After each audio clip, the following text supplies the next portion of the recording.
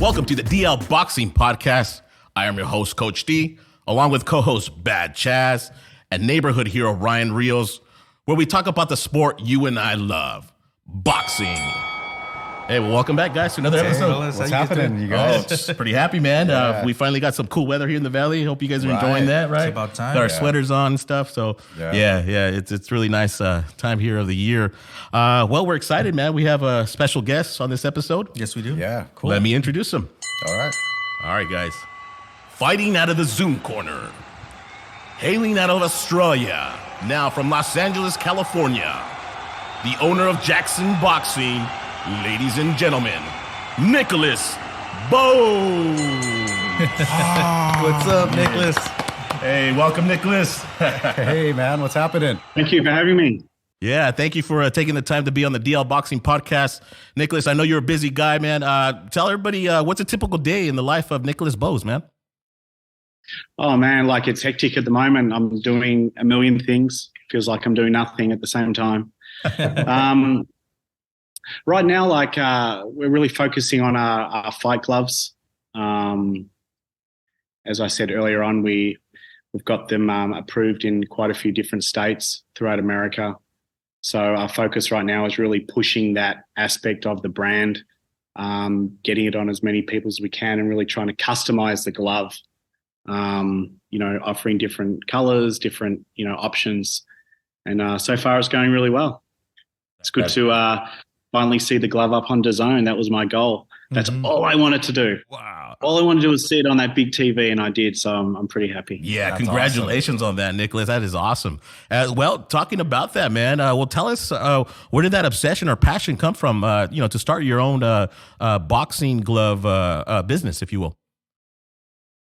Well, the funny thing is, like, I started sort of from a different angle. I got my daughter into boxing when she was 5, and she's doing really well. She's 10 now, and I sort of wanted to build something for my kids, like over the next, 10, 15 years that they could sort of fall into, sort of not legacy, but like just something that they had when they grew up. And I felt something I could offer and give, and building a brand is something, I'm really good at. I grew up making clothes, and so doing gloves and apparel is something sort of I've done for the last 25 years. So hopefully Jaxon can take over one day. Yeah, for sure. Nicholas, tell our viewers, so what separates the Jaxon glove from others? What would you say?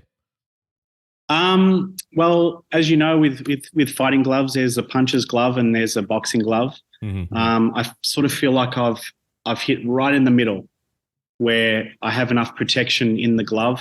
The distribution of padding is really good, but on the flip side, the fit and the feel of the glove and the padding that I use sort of also makes it close to a puncher's glove as well. So, I've been going around to a few of the gyms, and the pros and the top fighters have been wearing them also to train in, because they always say once you use the glove once, you're not meant to use it again. But for some reason, the type of padding that I'm using, guys have been really enjoying hitting the mitts and the bags with the gloves. So it's really like a try before you buy type of thing. Right. And also get a lot of promotion out of it in the meantime. Yeah, I like that whole well-balanced approach that you have going on. That sounds like the perfect glove. It was funny. I was saying the other day, like the New York Athletic Commission, the guy actually, he called me and he said, Nicholas, he said, this is one of the best gloves we've ever seen. The construction and the type of padding you're using is really good. So, they've been approved in New York, obviously California and a few other states, but the big one's going to be Nevada. Mm-hmm. So hopefully, if I can get Nevada, then obviously the floodgates could open a little bit more, and hopefully you can see the gloves in a couple of those big fights. Yeah, that sounds exciting, Nicholas. Yeah. Let me turn it over to Bad Chaz. Yeah. You know what? Since you're talking about like the athletic commission approving that stuff, like how hard was it for that process with, building this product and, making it, unique and customizable to, boxers, fighters, but also trying to get it approved through each state, different states. Was one state different from another, the requirements? What was that like? I think all states are pretty thorough. Once again, there was a lot of trial and error with the glove back and forth, as we spoke earlier. Like, Scrappy Ramirez, he's helped me a lot with the glove. He gave me a lot of feedback and obviously a lot of samples. Everyone's like, God, how many kits and gloves has Scrappy got? I say, he's got a few, but he's the one that's been giving me the feedback. You need that. Yeah. But yeah, going back to the commissions, I think they go through a thorough process. They cut the gloves up. They check to see if there's anything else in the glove that people are using to add weight into it. That's come up before. But hundreds of people try and get their gloves approved all the time. Like there's a long waiting list. I mean, New York took like 3 months. Wow. It's like I sort of lost hope. Yeah. So hopefully I'm like, damn, are these guys, have they lost the gloves? Or California was quick.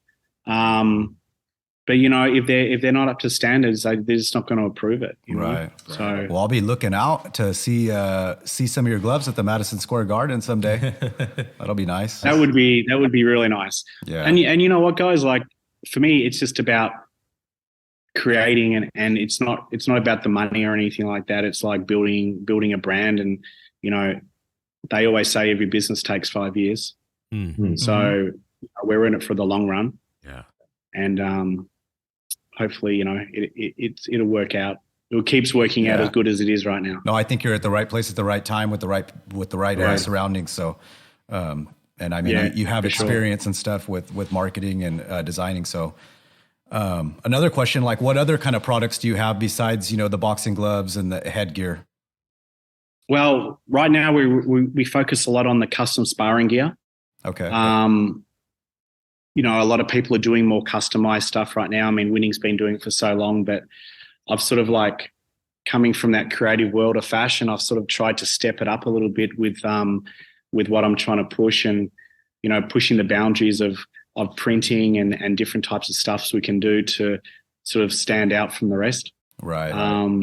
So I've got a couple of things coming through right now, which you guys might see on Instagram over the next couple of weeks, which definitely are 100% different to what everyone else is doing. Really?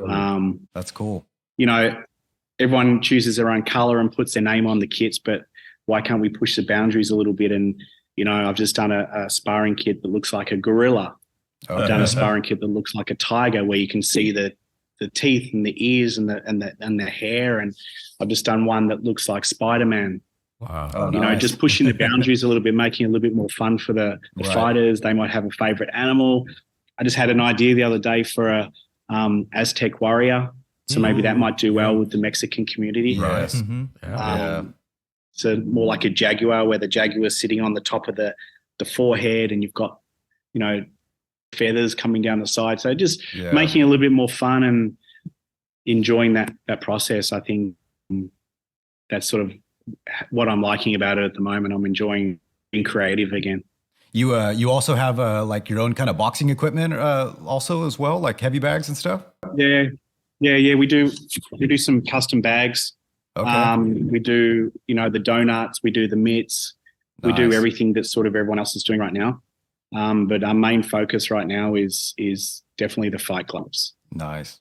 Because right on. Obviously building a brand, once you get the fight gloves on TV more, that gives you more recognition, then everything else below it will start to come through. Okay. Then I think the final thing in the next year or two would be the Velcro gloves. Okay. Right. So I think that's where if we're talking money right now, I think that's where the money would be in the Velcro gloves, because you have, mum and dad and your sister and whoever hitting the bags at home, and they don't want to use the lace ups, right? They want to use like the gloves you have on the table right there. Yep, where you can just put them on and just. Mm-hmm. So I think giving different options like of leather and different materials, I think down the track will be the bread and butter. Nice. Yeah. Yeah, that's cool, man. I appreciate that's an awesome story. I'll turn it over to my partner here now. Hey, how you doing, Ryan Rios?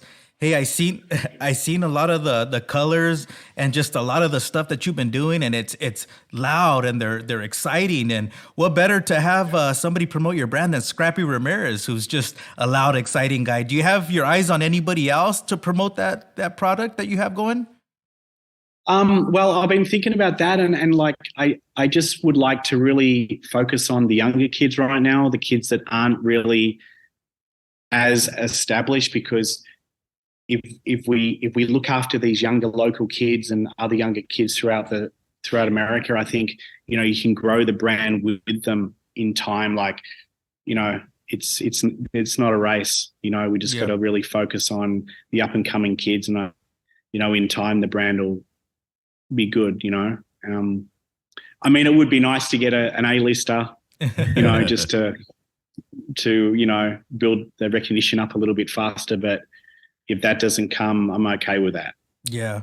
Talking about A-listers, I mean, your daughter's pretty high up there. I mean, she's got a lot of followers on Instagram, I noticed, and man, she's the real deal. We were watching her do some mitt work, some training, and man, she has it all. You know, I don't want to, you know, count her eggs before they hatch, but I mean, from 5 to 10 years old.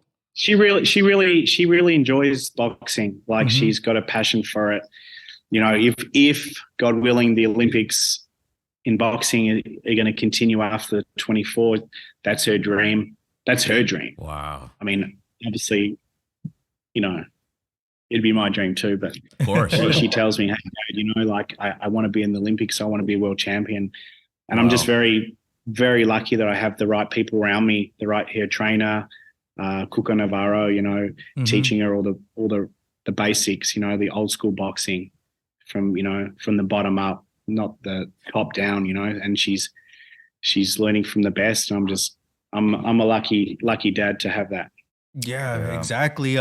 Just another question. How do you find that talent? How do you get the best out of her? Like, I mean, at that young of age, how are you able to bring that out of her?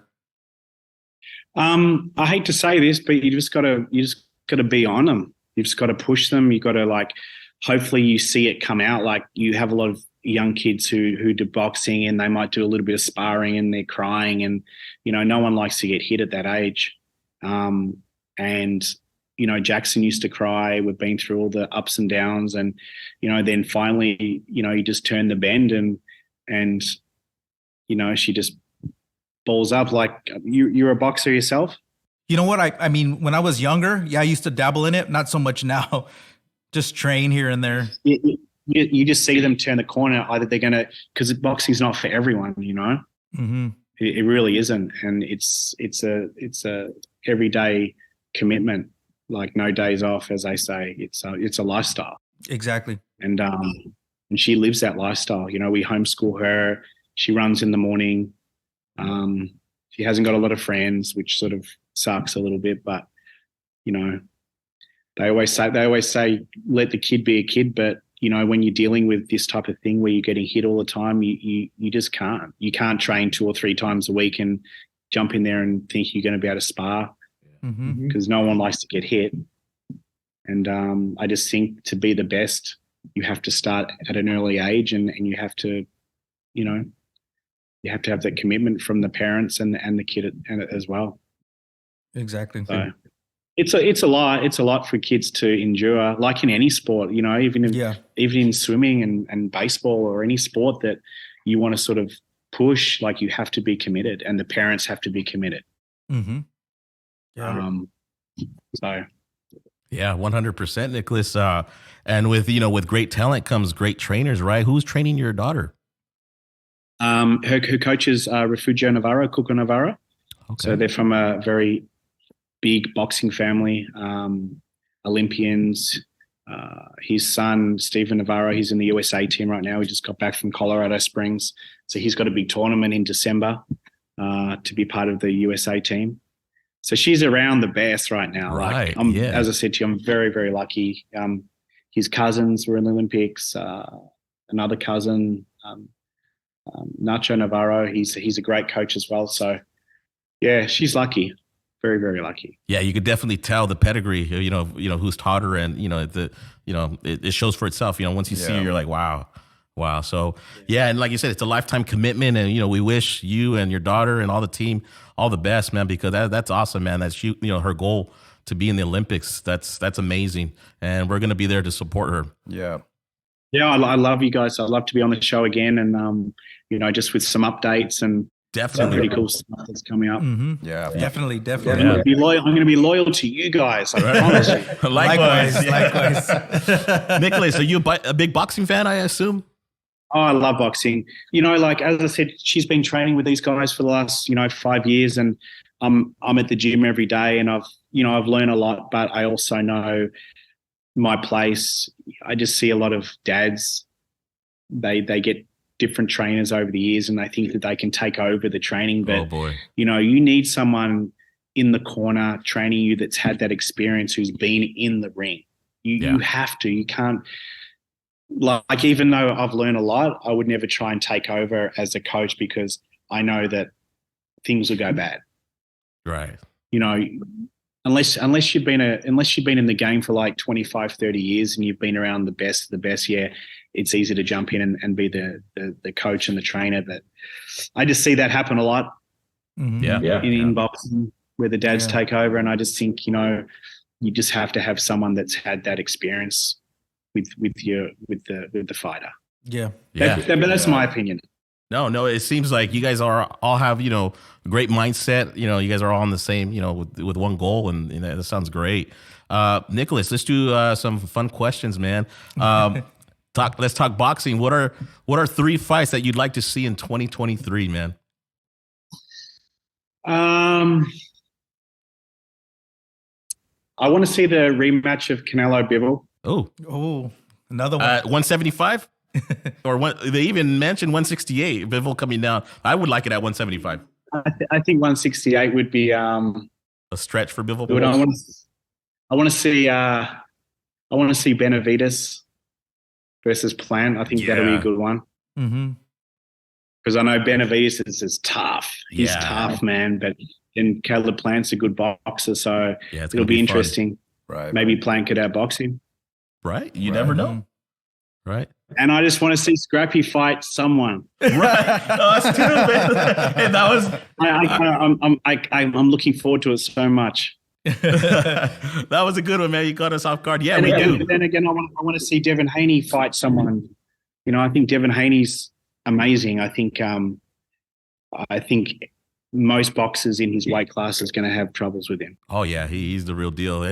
And he's the bright model for all these youth to look up to, right? He fought the fights. He's undisputed. I mean, just a great guy. Just Yeah, I think Haney's going to actually wipe the floor with Garcia.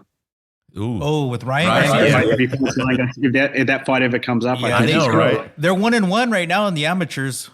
They fought, yeah. So we'll see, but Cool. You guys have any other questions for Nicholas? You know what? I just don't want to say anything bad about anyone. I'm just like tiptoeing right now. So we understand. I think anyone that gets in that ring are champions. Totally and win, lose or draw.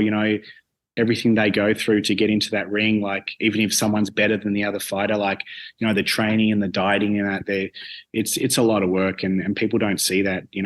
Boxing fans who just want to see a knockout, they don't, and they rag on all these fighters about, how bad they are, but just what it takes to get into that ring, like you got to take your hat off to all the fighters. Yeah. Right. Yeah. A lot of people don't see what goes on behind the scenes, the training, the dieting, the weigh-in, the sacrifice, everything. Nobody sees that but the fighter and their camp. It's horrendous. It's crazy. So out of you, who do you guys want to see in 2023? I mean, 1, 2, 3. Yeah, I want to see Spence Crawford for sure. I've been waiting for that fight forever, and it's just like I don't think that's going to happen. I know, but that's my take on it. That's who I want to see. I've been wanting to see it, and man, I'm like chomping at the bit for that fight. Yeah, it'll be a good one. I want to go with Tyson Fury Usyk. I'd like to see that, man. Yeah, that's another one. Yeah. Usyk's good, man. He's really good. Yeah, he is. That footwork's amazing. Yeah. But Tyson Fury is so big, bro. Yeah. I'm just kind of want to see Plant and Benavidez, just because it's already kind of locked you in. want Like to see, yeah. the other ones aren't official yeah, yet. it's like a so dream. I don't want to think too far ahead. Yeah. I just want to see where Benavidez, where he is. You know what I mean? Like, is he going to take the title? Would he beat Canelo? Right. It's all up in the air right now because, I mean, he thinks he would. So, Yeah. Yeah. Well, his father thinks Canelo's on the decline. You know, because he does have like 50 plus fights, a lot of wear and tear, and he said his son would beat him inside 8 rounds, which was interesting. He did make a good point. Another exciting fighter that I've been following that's from Los Angeles, Diego Pachenko. Yes. Yeah. We follow him. He trains with the Benavidez camp. He's looking really good right now, and I think he's someone that's going to do really well. Yeah. Yeah. His brother also is fighting now. He's a heavyweight too, out of the Benavidez camp too. Federico Pacheco's his name. Yeah, he just had his first fight. Do you have a lot of pro sparring at your gym? Do we what, sorry? Or do you have like a lot of like pros going to your gym and spar, or do they go and train at your gym? A lot of pros? So the way our gym works is obviously it's too big for a gym. This used to be my stock room for all my t-shirts. I used to have all those Home Depot racks in here just full of stock. And when I sort of downsized a little bit, I still have this big factory. So it's transformed into a pretty cool gym, but we do a lot of filming here. We do a lot of commercials. They do a lot of music videos and documentaries and that. So that's sort of that's how we pay for the rent. Oh, But on the flip side, we come in, we train at 5:30, and we have other pros and fighters come down to spar down here as well. So, Nice. Yeah, that's cool. That's fantastic. That's fantastic, Nicholas. Well, is there anything else you'd like to add, Nicholas? No, I'm grateful for the opportunity to chat to you guys, and hopefully we can stay in touch and definitely. Likewise. help me push the gloves and Yes, for sure. you know, Yeah. I'll be buying a pair shortly. I want the Velcro ones. Yeah. Well, hey, if you have any old ones somewhere in the corner, we can replace these ugly ones here. dude, I'm going to send you guys a pair. I don't want a C title. You got it. You I got want a it. C jacket. All right. We'll put them right there where they're Enough at. said. Awesome. Awesome, Nicholas. Thank you so much for joining us on the DL Boxing Podcast. With that said, man, we wish you well and hope to catch up with you again sometime soon. Thank you, Nicholas. Thank you so much. Bye-bye. Bye-bye. All right, guys. Well, it's time to recap the fights that happened last week. Let's start off with the ESPN Plus card, which featured the top-ranked debut of Emiliano El General Vargas, 1-0 with 1 KO coming in.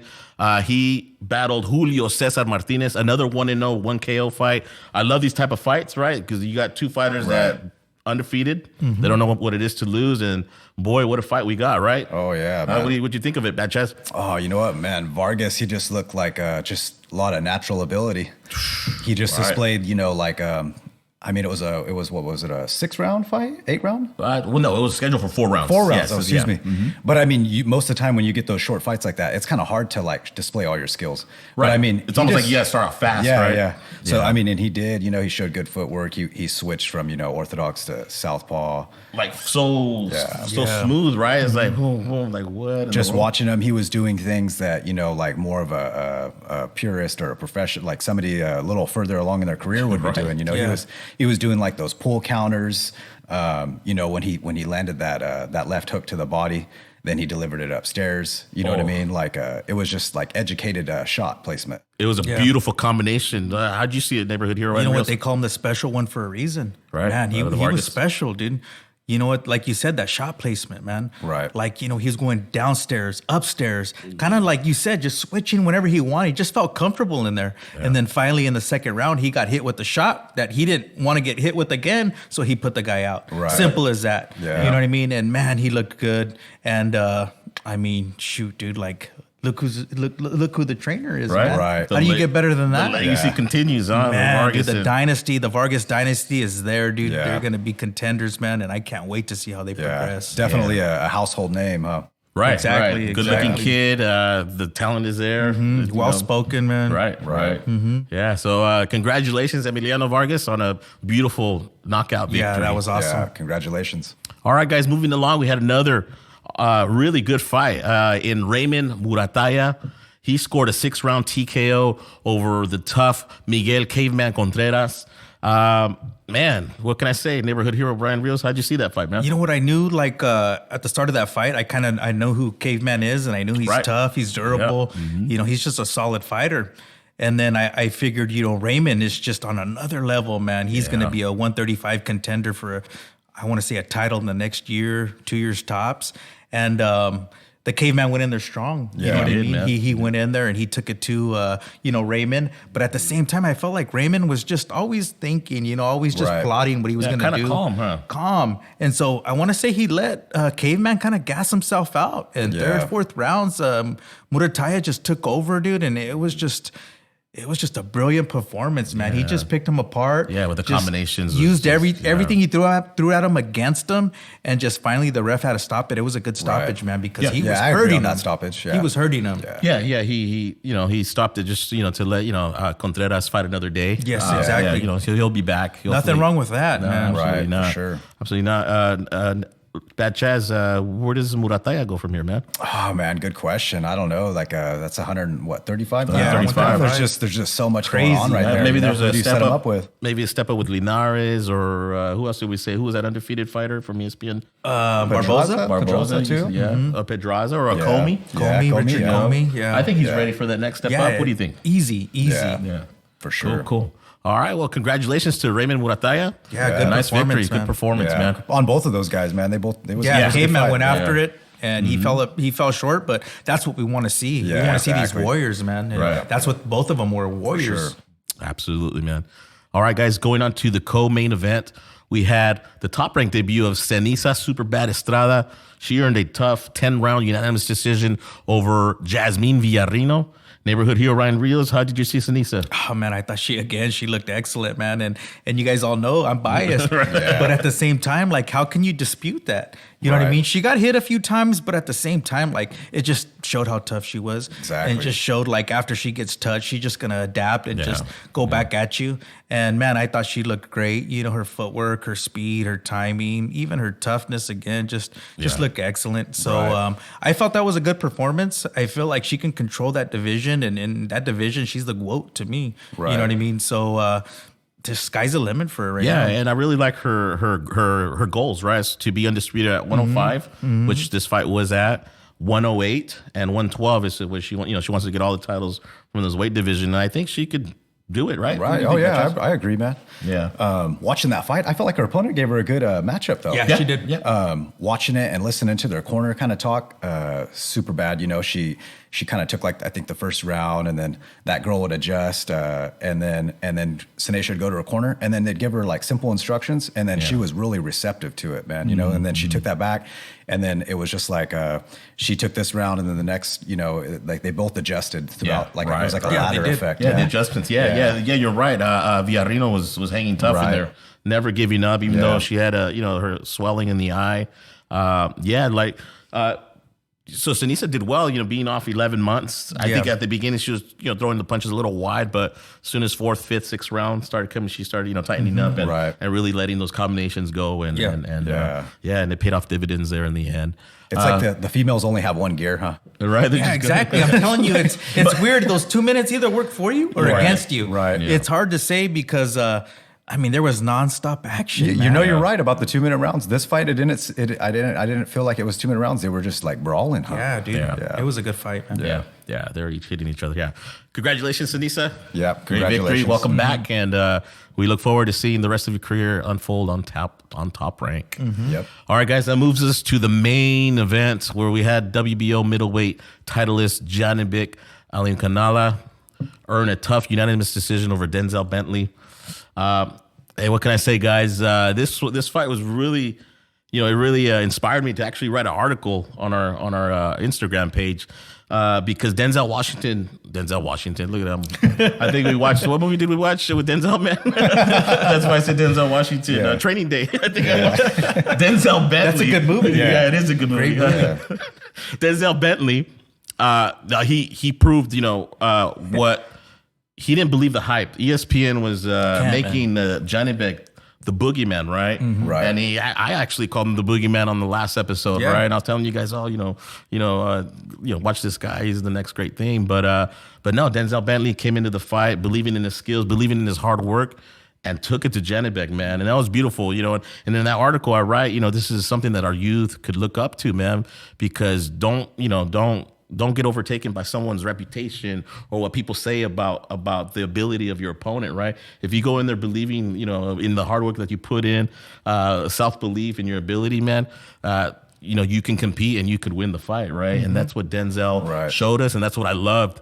And sure enough, the commentators at the end of the ESPN commentators, they were taking that back, like, okay, wait a minute, maybe he's not the boogeyman. Yeah, he's good, and he is good, right? Because Janibek showed his qualities there in that last round, where I think he pulled it out, hurting Bentley in that last round. But they took that back, and I mean, anybody that saw that knows, hey, Janibek's not what they say he is. Yeah. And let's give it a go. Let's fight this guy. Mm-hmm. And like I said, anybody with he only had 12 fights coming in, and that's really I guess they were doing their promotional thing, but I'm glad Denzel showed up and said, hey, I'm here to win. Yeah, exactly. Yeah. I don't know, man. How'd you see that neighborhood? You know what?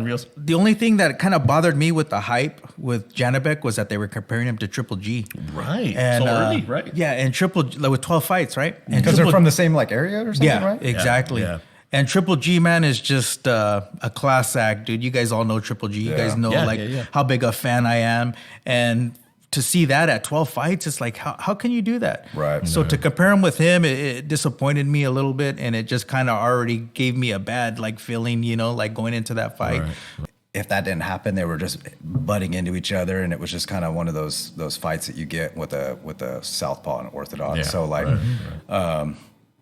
I felt like you said, man, they had a good fight. Janibek, I probably give him the edge, you know what I mean? But his opponent, Bentley, he just kind of adjusted well, he had dog in him, exactly. He had willpower, and I mean, anytime you get these guys from another country, where they have to fight for their freedom or things aren't handed to them, they just go a little further, they're not there to lay down. Yeah, exactly. Yeah.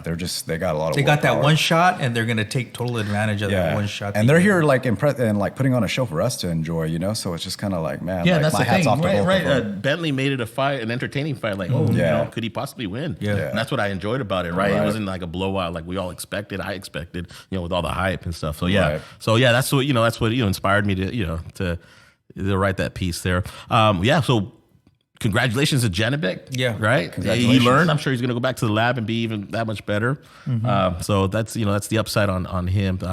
Cool, guys. Let's move on to the Sunday fight. If you call it that. It was a DAZN pay-per-view, guys. Since I was a subscriber, I got on, brother, and I looked, and I'm like, hey, the Mayweather Deji is only $14.99. Oh, I'm like, man. That's hard to resist. Right? I'm like, man, that's almost a roll of sushi, right? Yeah. I'm like, man. So I was still having doubts, but I bought it, man, just to entertain on Sunday. And sure, cheap price for pay-per-view. And what I got was a cheap pay-per-view. Yeah. Right? Yeah. So Floyd Mayweather toyed with Deji over 6 rounds. He was just acting the fool, kind of just moving around and just outclassing, And that, you can't even say Deji's an amateur, right? You can't even say that, right? Yeah, you can't even say anything about him. Right, a YouTuber. So I'm watching and I'm like, yeah, okay. It was cool to see, Mayweather, I guess, in the ring. Mm-hmm. There was, one point one point, before they stopped, they were, Mayweather turned it up and kind of showed glimpses of, his punch placement and hurt Deji a little bit, and the ref stopped it. So that was that, man. So I don't think you guys watched it, right? No, I watched the highlights. Oh, did you watch it? Smart guy. I mean, I probably would have, but I just was busy, man. I had my hands full, and the kids, they want to play with Legos and stuff. Yeah. But I watched the highlights the next day, but I just kind of Floyd just didn't have really much effort with that. He just kind of just came in and got his payday and. cut out. But I mean, I would have liked to see him kind of like put on a little more competition. You know what I mean? Yeah, like, he just like can't hurt these guys. sportsmanlike. I'm sure. They're in there. Don't hurt me too bad. Yeah. Because It's staged, like you said. Yeah, it's. And actually, that Deji guy made a video afterwards. Saying that he was talking to Floyd like on the inside, like, "Hey, take it easy." And Oh, really? So I'm like, "Oh man," So I was the fool that. And see, I love boxing too much, and Right. I love Floyd too much to know Floyd is that. You know what I mean? So I just kind of stay away from certain That's things true, like yeah. that, and I just want to remember him like I remember him. But again, if he fights a Diaz brothers or he fights, say somebody that can actually maybe hurt him, I'm definitely tuning in for that. Yeah, and then you were right, man. It was on a Sunday and that worked, right? It got me to bite. Yeah, right? there's nothing else to do. you Right, know? my football team wasn't on, so You gonna write an article? right. Floyd got a little shiner though. I don't huh? think. Yeah, he did. You're right. Really? He got a little shiner. he Dead did. from a headbutt? Like goofing off, bro. Like not Goofing off, not right? taking it serious. And then His he hands landed like down. a jab he got or a little. something. He got a little like mouse right here. Yeah. Nice. Yeah. That was the highlight of the. Earned of his the paycheck, pay-per-view. huh? Yeah, right. I was surprised he even took a picture of it. Like, I thought he was just gonna try to like that never Right, happened. he's probably all embarrassed. So that was that, man. It was just had my brother over and we just watched it and looked at Nice, each dude. other like, okay. Got his $7 and split it. Huh? All right, guys. So those were the fights. Well, it's fight week. All right, guys. Fight week. We will preview, what's coming up this weekend. Well, let's talk about the one that's going to happen on Friday, November 18th. We have the return of rising prospect Daniel Cortez versus Jesus Arturo Guzman in San Antonio, Texas. Of course, Daniel Cortez is the fighter we had on episode 7. So check out that episode, guys, if you want to get to know Daniel Cortez a little more.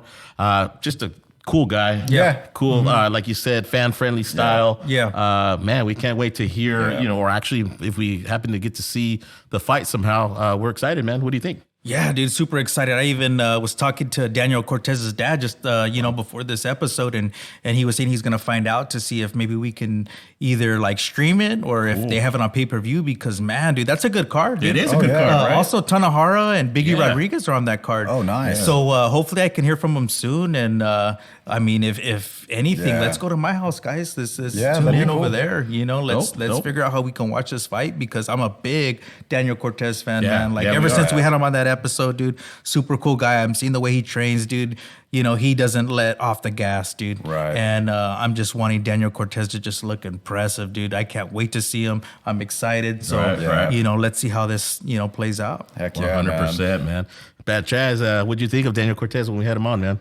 Oh, you know what? He was just a good kid, man. Very respectful. Just ahead of his time. Like he's Exactly, in a man. right position. He has the right people around him. Yeah. He works with RBGA, Robert Garcia. They got a spot in Texas where he can, consistently get training in without having to come to California, and he can That's still be cool. home with his family. Like, he's just got the right support system, and.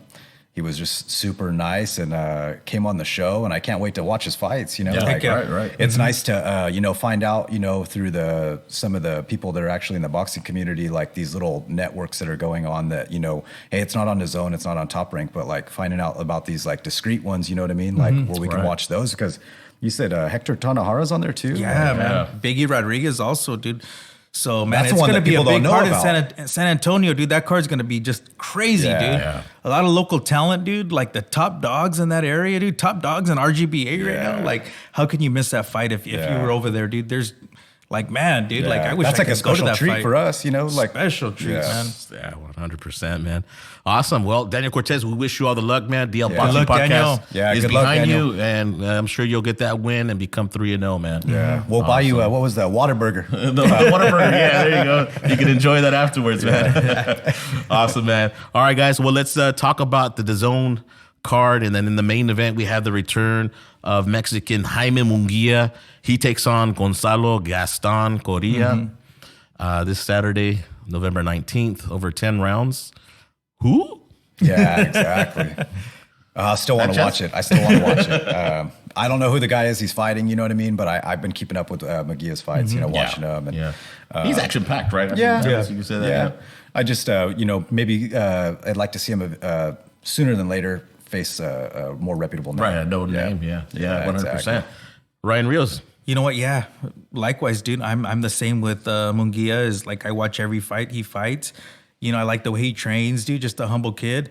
But at the same time, like, I mean, it's hard to believe the hype because they hype this guy a lot for Golden Boy, and it's like, okay, well, I mean, Janibek is there. Yeah, and and good that you bring that up because Munguia, you know, let's say he should win this fight. He is the mandatory to Janibek's WBO middleweight title. So yes. So nice. I Perfect mean, fight. exactly. So Golden Boy and ESPN. I mean, know, who is he man. there? Who's at Golden Boy that he can face for a title? Yeah. I have no idea, we're all clueless. Yeah. right. So Now, I unless they mean- can get Triple G in the ring, because let's not forget Triple G still holds titles, but I don't know. I know. Right.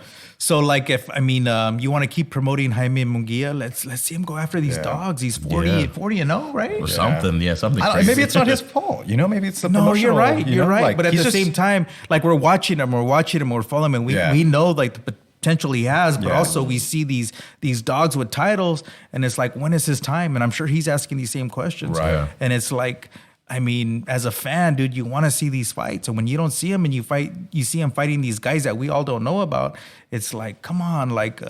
You're just stringing us along, and you know, we're just want to see the biggest fights. And I know it can't always happen. We know the process, but at the same time, he's been there, done that. and it's time, right? It's time. That's, I guess what we're saying. It's time. It's not like time. he's 18-0 or, you know, we're trying to rush him. Absolutely not. You know, we've already seen him through the years in DAZN. And I think it's time, like you said, time for him to step it up. Yeah, good points. 100%. Yeah, so I guess we could all agree we expect Munguia to win this Saturday Yes, night, right? uh-huh. Yeah. And I want to see a knockout, man. Go for it, dude. Right. Knock him out. 100%. I totally agree.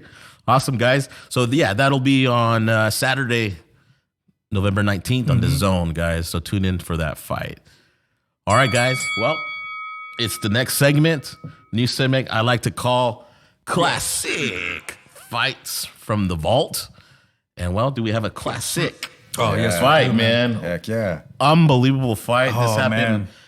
in 2015, guys, in the cruiserweight division, one of the hottest divisions in the sport. Just two studs. Yeah, we had 11-0, 11 KOs, Jorge Kawagi. Just a monster, man.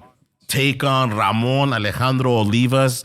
Guys, this is the fight that all the fans were clamoring for. And boy, did Jorge come in shape. The man looked like Just a monster. Like a monster, right? Just chiseled, man. Yeah. Chiseled, yeah. When you say chiseled, this guy was Yeah. it, dude. And I think he just looked like he had just a great camp, and he looked like he took it Right, like never before. serious. It's serious. Yeah, Yeah, just, exactly. just dialed in. You know what I mean? Michael did 100%, man. And guys, this got round of the year, maybe even the decade. Wow. Wow. Right. It was just an awesome fight. Let's take our fans through the fight, guys. That opening bell rings, and oh my God, were we in for a treat, right? Both of them met in the middle of the ring. Kawagi, you know, trying his best to get his perfect punch. Yeah. And after they exchange blows, Kawagi lands a picture perfect left hook. Oh my right on the God, chin of Olivas. Yeah. Guys, Olivas goes down, and wow, we were surprised because Olivas has a granite chin, right? Yeah. I don't think anybody had ever stopped him at that point. Exactly. I mean, this shot, dude, was just like you said, picture perfect. Yeah. I mean, if any shot you could ever imagine was picture perfect, this was it. You know what I mean? And he just timed it perfect. And as soon as you hit, you knew lights were out. But lights weren't out, right? No, amazing. What happens next, man? What happens next is Oliva gets up, brother, and he gets. I can't believe it. You know, brushes himself off and goes back to war, bro. They just exchange these shots, bro. Freaking Kawagi, Two warriors. Yeah, Kawagi was throwing these big right hands, man, reminiscent to Deontay Wilder, bro. Yeah, like you know, like one hitter quitters, bro. And Oliva again taking him and taking him. dude. Finally, Kawagi lands 3 or 4 right hands that were just snapping Oliva's head back like grotesquely. Like I remember us begging the referee to stop it, man. Like this was just carnage. And normally we're against these referees to jump in there early, but we Right. were just like yelling, dude, like stop the fight, Right. stop the fight. We wanted the referee to stop this fight, man, because it was just brutal, man. It was just like back and forth action. Finally, Kawagi lands his like 3 or 4 right hands in succession, man. Yeah. And sure enough, the ref did the right thing. Went in there, stopped the fight, leave us out on his feet, and man. Jorge Kawagi wins the fight of the fight we had been clamoring in 2015 by knockout. Improves his record to 12-0 with 12 KOs. Impressive, guys. What's crazy is this was his last fight, man. After this fight, he was never to be seen in the ring again. Yeah, so his legacy lives on forever as an undefeated fighter, 12-0, 12 KOs. Unbelievable. What'd you think of Kawagi, man? Dude, what Just a can beast, you right? say? Like, I was just like, where do you find fighters like this, dude? I don't know, man. You know what I mean? Good question. I don't even know if he was unorthodox. Like, what do you? I don't know. What Right, do you he's call just that? so smooth with his movement. Just slick, man. Just like a ring general. You know what I mean? Like his shot placement was just like next to none. You know, like if you could have like this like fantasy exhibition. Wouldn't that be it on a Sunday? Right. Man, I'd pay 35 Heck for that. yeah, man. Like, We're collaborating for Jorge Kawagi to come, just an exhibition. So, so some of the new boxing fans can see the skills, man. Yeah, dude, I want to see him against Jake Paul, bro. dude. Yeah, that'd Exactly. be a great fight. Dude, that's I don't know if Jake $100 takes it, man. Yeah. PPV. Yeah, Exactly. Yeah, for sure, man. All right, guys. Well, I'm hopefully, we informed our fans of, Jorge Kawagi, man. His legacy lives on, and I hope you guys enjoyed the classic Just hands of fight stone, from the vault, man. Yeah, 100%. All right, guys. Well, that concludes our podcast. I want to take this time to thank all our viewers. Thank you so much for tuning in every week. We greatly appreciate you guys. Remember to hit subscribe if you haven't subscribed yet. Hit that notification bell and share our videos, guys. That'll help us out a lot. Bad Chaz, any shout outs? Oh, you know what? Just thanks to our fans, subscribers, and drop some comments, man. We like the interaction and feedback. So that, and then just shout out to Nicholas.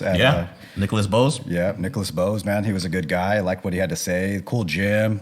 Good little story, So, I mean, you guys make sure don't to miss that. And Yeah, give him a follow as well. Yeah.